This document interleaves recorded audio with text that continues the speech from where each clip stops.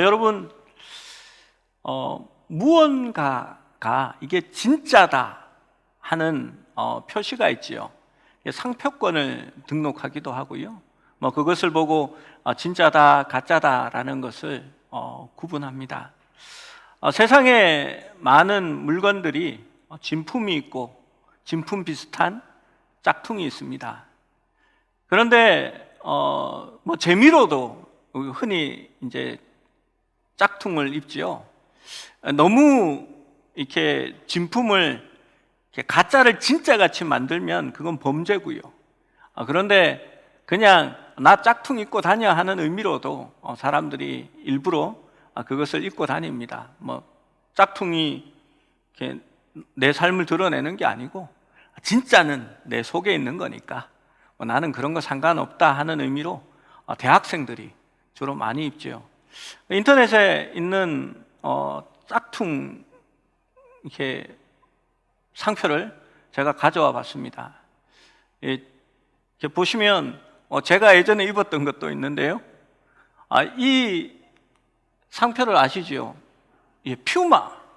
퓨마입니다. 원래 퓨마인데 이게 이제 사람들이 패러디해서 입죠. 이게 피마입니다. 뭘 피냐면 담배를 피마. 이게 담배를 물고 있죠. 이것은 퓨마가 아니라 비만입니다. 비만. 배가 많이 나왔습니다. 그 다음에 치마입니다. 치마. 퓨마가 치마를 입고 있죠. 이건 파마입니다. 이게 머리가 뽀글뽀글합니다. 우리 예전에 많이 입었던 나이키 아니고 나이스. 제 양말 중에도 나이스 양말이 있습니다. 집사님께서 목사님 양말 버렸다고 즉석해서 하나 주신 게 나이스 양말이 있습니다. 나이스합니다.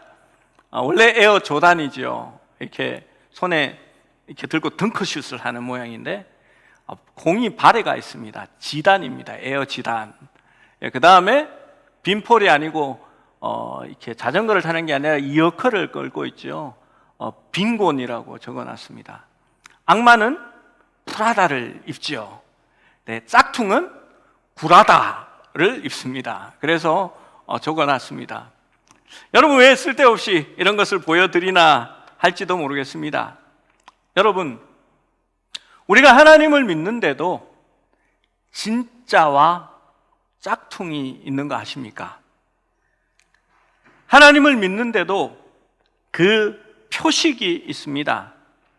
기독교 철학자로 유명한 프란시스 셰퍼 박사는 그리스도인의 참된 표식은 사랑이라고, 서로 사랑하는 것이라고 이야기했습니다. 그래서 서로 사랑하면 니네들이 진짜 예수님 제자고, 서로 사랑하지 않으면 짝퉁이다 라고 말하는 겁니다. 그 얘기를 셰퍼 박사가 한 게 아니라 우리 예수님께서 오늘 본문을 통해서 하신 말씀입니다. 요한복음 13장 35절에 같이 읽어볼까요? 시작. 너희가 서로 사랑하면 이로써 모든 사람이 너희가 내 제자인 줄 알리라. 그렇습니다. 진짜 제자인지 아닌지는 속에 있는 믿음으로 아는 거지요. 그런데 다른 사람이 볼 때, 야, 이 사람들이 진짜구나 하는 거는 서로 사랑하면 그렇게 보인다는 겁니다. 여러분, 이 말씀은 이런 의미를 가지고 있습니다. 사람들이 예수님이 인정하는 진짜 제자의 표식은 형식에 있는 게 아닙니다. 짝퉁은 상표의 모양이 비슷하고 형식과 모양은 비슷합니다. 그런데 내용은 틀립니다. 주님이 인정하는 제자의 표식은 열심히 찬양하거나 열심히 성경을 읽거나 서로 같은 교회에 다니거나 철야 기도에 참석하는 것으로 주님의 제자라고 말하지 않습니다. 성경을 통달하고 많은 성경 지식을 갖고 있다 할지라도 그것으로 진짜 제자를 말하지 않습니다. 진짜 제자는 그것뿐만이 아니라 서로 사랑하면 그리스도의 제자의 표식을 가지고 있는 것입니다. 서로 사랑하는 것을 보면 너희가 진짜 주님의 제자구나 라는 것을 알 수 있다라고 말하는 것입니다. 여러분, 다시 성경 말씀으로 돌아가서 31절, 32절 말씀을 한번 같이 읽어봅니다. 시작. 그가 나간 후에 예수께서 이르시되 지금 인자가 영광을 받았고 하나님도 인자로 말미암아 영광을 받으셨다. 만일 하나님이 그로 말미암아 영광을 받으셨으면 하나님도 자기로 말미암아 그에게 영광을 주시리니 곧 주시리라. 요한복음은 계속해서 하나님의 영광에 대해서 얘기합니다. 제자들의 발을 씻기실 때도 인자가 영광 받아야 할 때가 온 것을 아시고 씻기셨다라고 말합니다. 그리고 오늘 말씀에도 가룟 유다가 예수님을 팔러 나갈 때에 인자가 영광을 받아야 될 때가 왔다라는 것을 다시 기록합니다. 성경이 말하는 이 영광은 조금 우리가 생각하는 것과 다릅니다. 그리스어 독사라는 것에서 나온 말인데요, 이 말에서 우리 송영이라고 말하는 독설로지가 나왔습니다. 영광은 가치를 말하는 겁니다. 가치가 있다면 그것은 영광스럽습니다.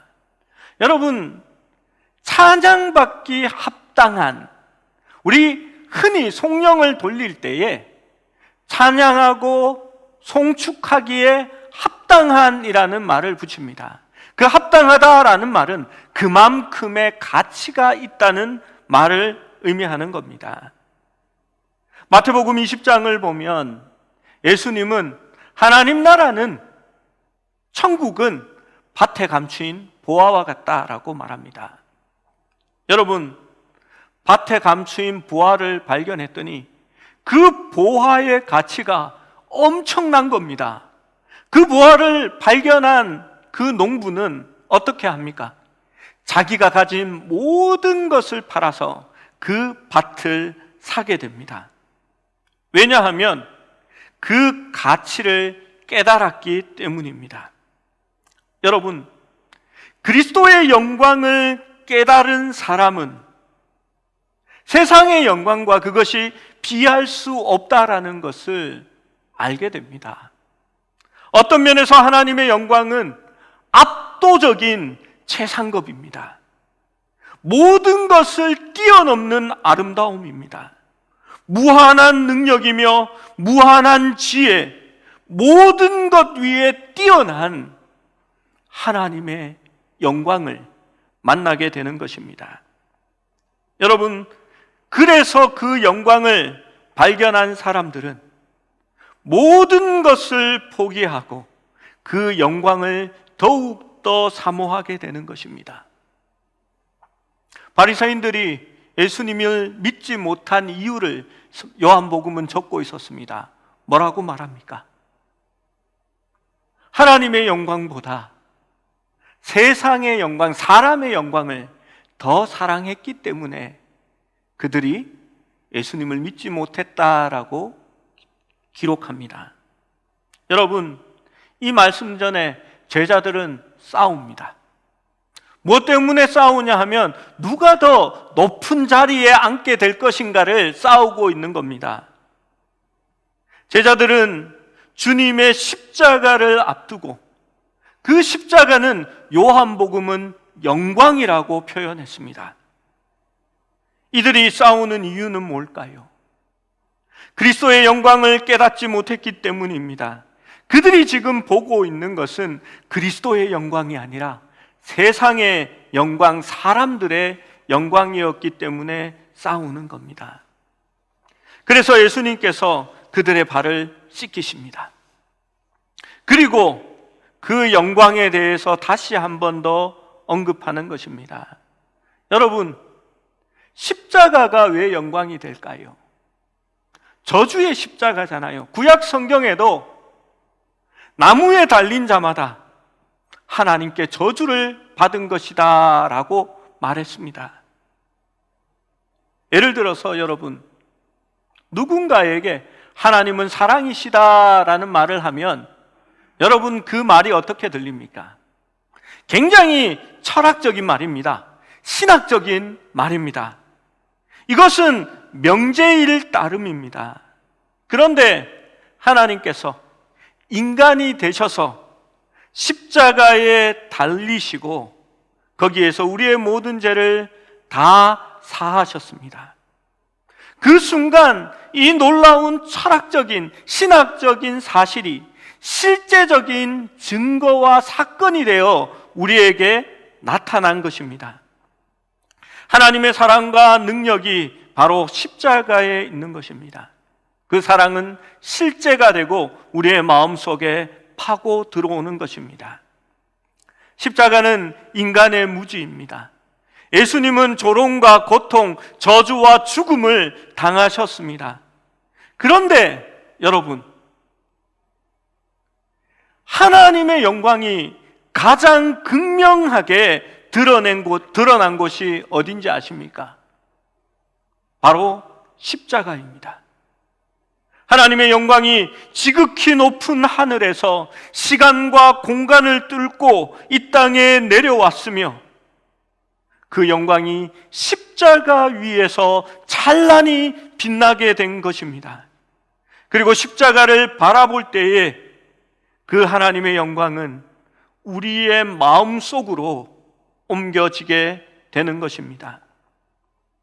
십자가의 영광을 이해하는 그리스도인들은 십자가를 바라볼 때마다 우리를 위해 대속 제물이 되신 하나님을 바라보고 그리스도의 영광을 대하게 되는 것입니다. 여러분, 우리가 예수님을 믿는다라는 것이 어디에서 나타날까요? 그것은 십자가를 바라볼 때에 세상의 영광보다 예수님의 그리스도의 영광을 더 사랑하는 사람이 될 때에 바로 우리가 변화되었다라는 것을 말하는 것입니다.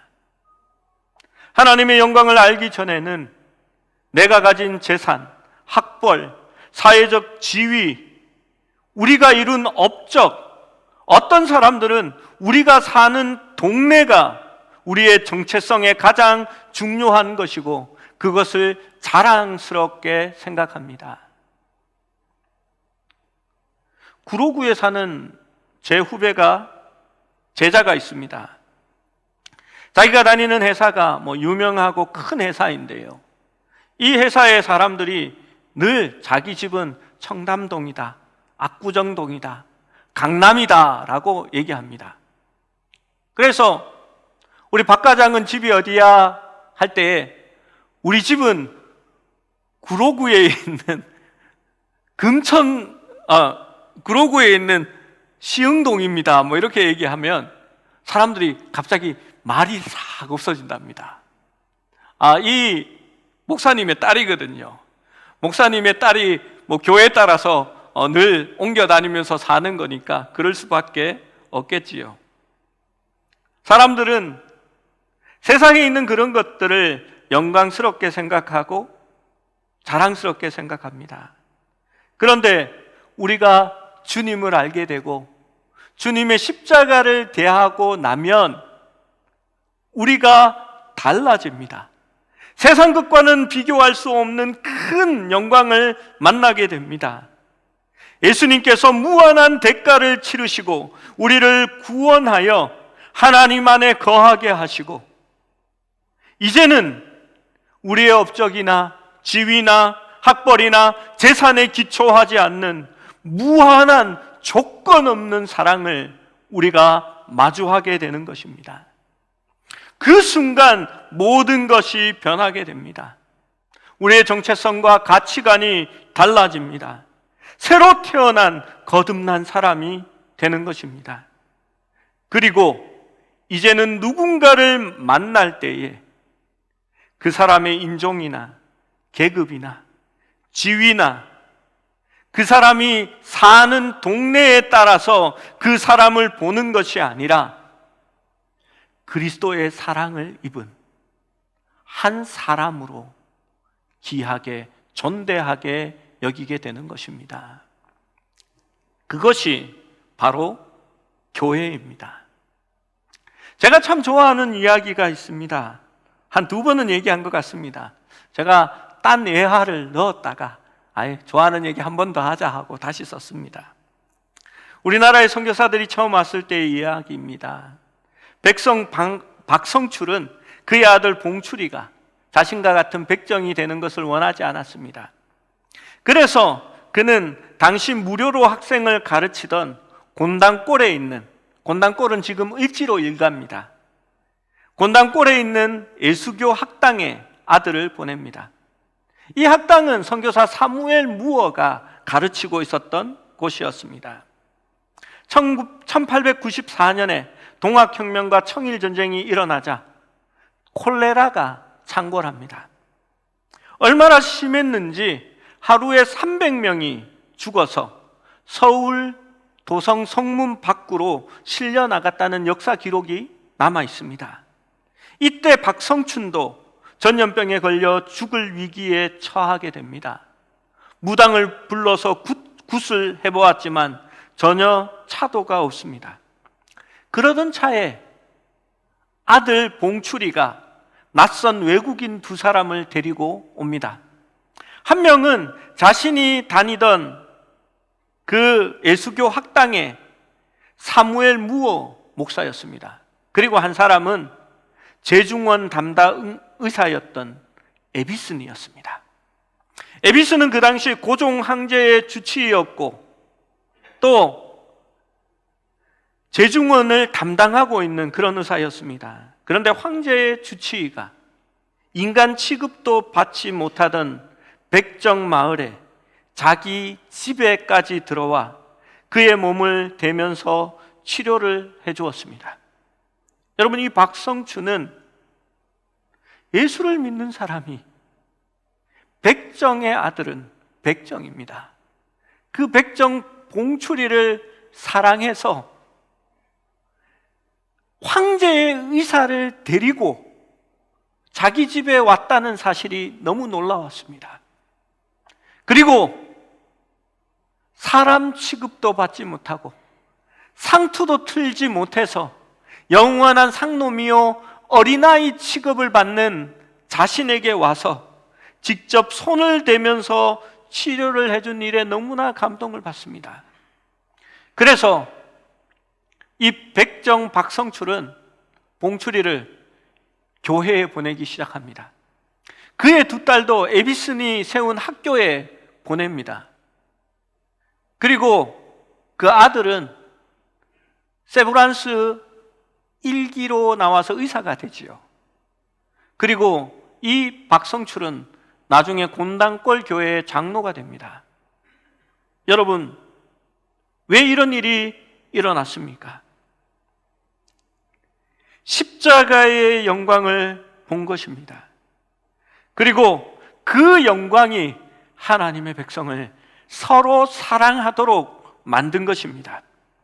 그래서 그리스도인들이 진정으로 사랑하는 사람이 되고 그 사랑을 민족과 계급과 지위를 뛰어넘는 사랑으로 서로 사랑하게 만든 겁니다. 그때의 사람들이 진짜 저들이 그리스도의 제자구나라는 것을 깨달을 수 있었던 것입니다. 여러분, 오늘 성경은 이것을 새 계명이라 말합니다.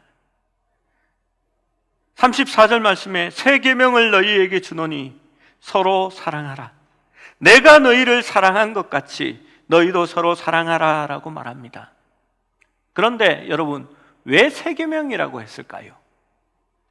서로 사랑하라는 말씀은 모세의 율법에도 있습니다. 그러면 헌계명이지 왜 새 계명입니까? 예수님의 십자가 죽음으로 인하여 예수님의 사랑이 그 속에 녹아들었기 때문입니다. 그래서 덧붙입니다. 내가 너희를 사랑한 것 같이 너희도 사랑하라 라고 말입니다. 과거의 율법은 행동을 규제하는 법입니다. 하고 싶어도 지키지 못하는 법이었습니다. 그런데 예수님은 내가 너희에게 보여준 그 사랑으로 너희도 사랑해야 한다라고 말하고 있는 것입니다. 세상의 역사에서 지금까지 예수님이 보여주신 것과 같은 사랑을 다시 보여줄 그러한 사랑은 존재하지 않습니다. 그분은 하나님이셨습니다. 온 우주에 편재하시고 시간과 공간을 초월하시는 분이 조그만한 피조, 자신이 만드신 조그만한 행성의 가장 작은 곳으로 인간의 모습을 하고 들어오셨습니다. 초월하던 존재가 조금만 걸어도 다리가 아프고 힘이 들고 맞으면 아프고 목마른 모습으로 낮아지셨습니다. 그리고 급기야에는 제자들의 발 앞에 꿇어 엎드려 노예들이나 하는 발을 씻기고 있는 겁니다. 그리고 예수님께서 말합니다. 내가 너희의 발을 씻어준 것처럼 내가 주이지만 하나님 아들이지만 너희의 발을 씻긴 것처럼 너희도 그렇게 발을 씻기라 라고 말하는 겁니다. 그래서 예수님께서 말씀하시는 제자들의 발을 씻긴 것은 섬김이 아닙니다. 봉사가 아닙니다. 그것은 지극히 낮아지시고 비하되시며 본인을 희생하신 것입니다. 그분은 하나님이 종의 종이 되신 것입니다. 여러분, 그것이 바로 새 계명입니다. 이제 제자들은 예수님과 헤어질 것입니다. 그리고 그들이 육신적으로 예수님을 이제 따르지 못합니다. 그러면 어떻게 예수님의 제자라는 것을 드러낼 수 있을까요? 예수님은 이제 그것을 말씀하는 겁니다. 너희가 서로 사랑하면 내 제자인 줄 알 것이다 라고 말합니다.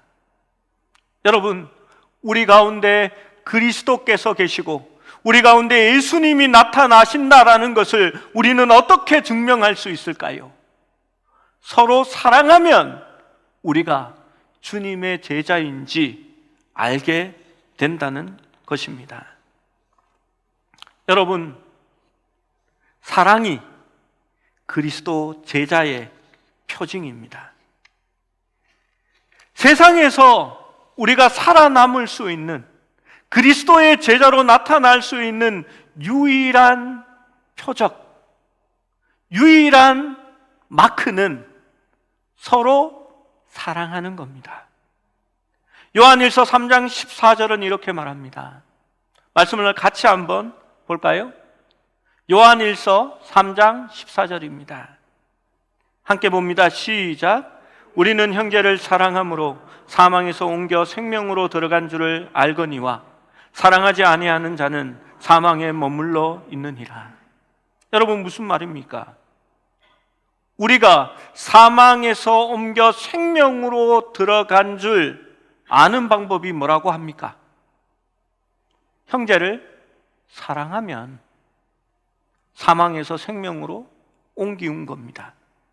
사랑하지 아니하는 자는 옮겨진 게 아니라 여전히 사망에 머물러 있느니라 라고 말하는 것입니다.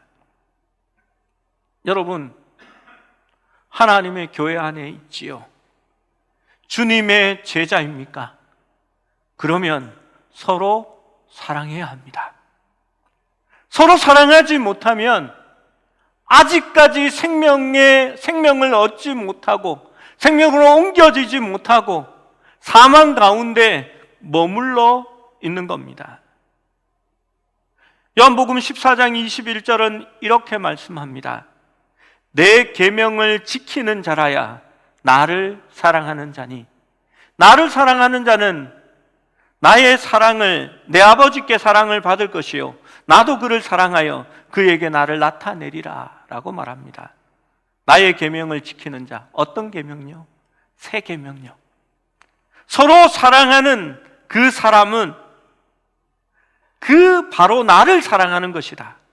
그리고 나도 그를 사랑하여 그에게 나를 나타내리라 라고 말씀합니다.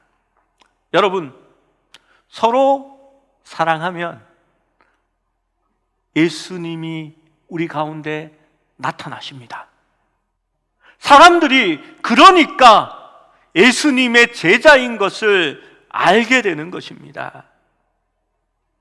이 새로운 계명, 서로 사랑하는 것을 지키면 바로 하나님의 공동체가 되는 것입니다. 과거의 이스라엘 백성들은 계명을 지키면 이스라엘 백성이었습니다. 그런데 새 계명을 주는 이것은 서로 사랑하라라는 이 계명은 바로 새로운 공동체를 세우는 계명인 것입니다. 여러분은 진정한 그리스도인의 마크를 가지고 계십니까? 그것은 바로 서로 사랑하는 것입니다. 십자가의 영광을 붙들면 우리는 서로 사랑할 수 있게 됩니다. 그 영광이 얼마나 가치 있는 것인지를 깨닫게 되는 것입니다. 우리가 서로 사랑할 때에 진정으로 세상 사람들은 우리가 짝퉁이 아니라 진짜 예수님의 제자임을 알게 되는 것입니다. 여러분, 여기에서 우리가 조금 더 나아가서 생각해야 할 것이 있습니다. 왜 세상 사람들이 교회를 욕하고 교회에서 멀어지는지 아십니까? 그때 우리는 세상을 원망하는 것이 아니라 우리 자신을 돌아볼 수 있어야 합니다. 우리가 서로 비난하고 험담하고 싸우게 되면 세상 사람들은 말할 겁니다. 아, 저들은 가짜구나, 짝퉁이구나, 진짜 예수님의 제자가 아니야 라고 말할 겁니다. 그들에게는 그럴 권리가 있습니다. 왜냐하면 말씀에 나의 계명을 지키고 서로 사랑해야 모든 사람이 너희가 내 제자인 줄 알 것이다 라고 말했기 때문입니다. 초대교회의 교부였던 터툴리아는 이교도들이 그리스도인에 대하여 말한 것을 인용해서 이렇게 말했습니다. 그 당시에 이교도들은 이렇게 말했습니다. 그들이 서로 어떻게 사랑하는지를 보십니까? 그것이 그리스도인을 증명하는 것이었습니다. 그리고 그 사랑 때문에 그들은 그리스도의 제자, 예수의 제자들이다라는 소리를 들을 수 있었습니다. 여러분, 우리는 어떻게 예수님의 제자인 것을 증명할까요? 세상의 정치꾼들을 따라다니면서 같이 데모를 하고 비난을 하면 우리가 그리스도의 제자인지 알까요? 아니면 세상의 어떤 이슈들에 대해서 우리만의 이야기를 쏟아내면서 거기에 반대 의사를 표현하면 우리가 그리스도의 제자가 되는 걸까요? 아니면 우리도 비판하고 비난하면서 똑바로 하라라고 외쳐대면 그리스도의 제자로 보일까요? 성경은 그렇게 말하지 않습니다. 우리가 서로 사랑하면 그리스도의 제자인 줄 알 것이다 라고 말합니다. 여러분, 교회가 부흥하는 방법이 뭘까요? 어려운 길이 아닙니다. 세상에 나가서 세상의 모든 사람을 사랑하라라고 주님은 말하지 않습니다. 믿지 않는 자들을 위해서 생명을 내어놓으라고 말하지 않습니다. 전 재산을 틀어서 가난한 자들에게 나누어 주라고 말하지 않습니다. 우리가 그리스도의 제자가 되는 방법은 적어도 주님의 공동체 안에서 서로를 사랑하는 겁니다. 내 몸같이 사랑하는 겁니다. 그리스도께서 종이 되신 것처럼 서로의 발을 씻어줄 수 있는 낮은 자가 될 수 있을 때에 우리가 부응하고 올바른 주님의 제자가 되는 것입니다. 여러분, 서로 사랑할 수 있어야 합니다. 그래야 제자인지 압니다. 서로 사랑하시겠습니까? 아멘입니다. 우리 옆 사람 보면서 한번 고백하겠습니다. 끝까지 사랑하겠습니다.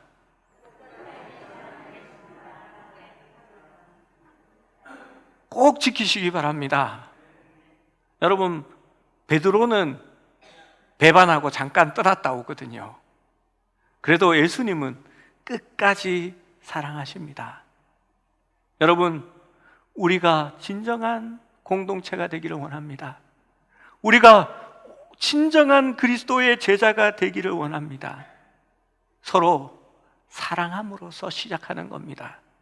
그리고 가장 처음 시작은 서로에게 종이 되어 발을 씻어 주십시오. 그때에 바로 우리가 참된 제자로서 참된 제자로서 삶을 시작하는 것이 될 것입니다.